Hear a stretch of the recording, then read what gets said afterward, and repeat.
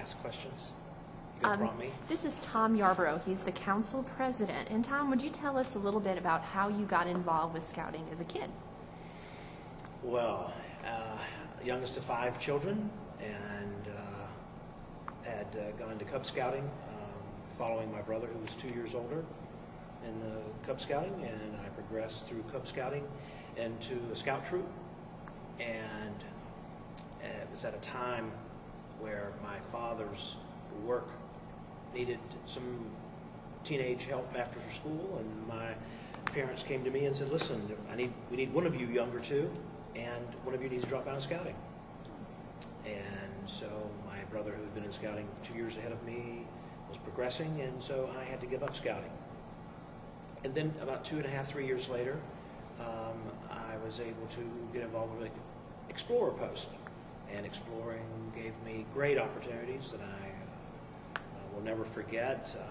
Leadership of the post and in our council and in the state, going to national Explorer congresses allowed me to meet presidents, United States presidents, meet senators, congressmen, just a lot of opportunities that I wouldn't have had otherwise, and gave me the values, gave me the development that scouting, I think, in every division provides. Leadership opportunities, communication opportunities, opportunities to manage people and manage resources. So that's how I got involved as a youth, and it led me to a lot of really great opportunities. How did you get involved as an adult? What carried you over? As an adult, as a young adult, I got involved as an advisor to Explorer Post, and then got involved at the council level on what we would call an Explorer service team. It's a commissioner service that related to exploring. Exploring now has evolved to where we have venturing, addressing the high venture and special interest, where exploring continues today, primarily under medical and law enforcement, that sort of thing. So I got involved as a volunteer in assisting those posts in districts and in the council, actually 2 neighboring councils, in supporting their programs that had been very meaningful and very helpful to me just a few years before. Okay. Are there any particular memories that come back to you that you look back on that really have a strong feeling with you? Well, I'd say that one thing that struck me is, as a youth, was the caring individuals in our community who were giving their time to mentor, to be involved with this group of teenagers.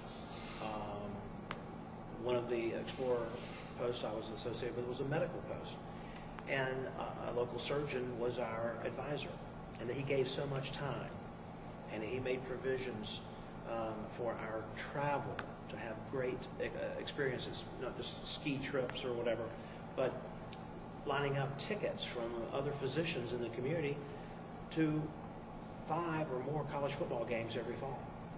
And what came from that is collateral opportunities to visit the campuses and tour the medical school, tour the law schools, tour different colleges within the universities that we wouldn't have had that opportunity independent of that. So one great memory and something that I hope to emulate in life was that they took time and they put forth effort that made a real difference in people having an opportunity to size up who they were and where they were going and how they were going to get there.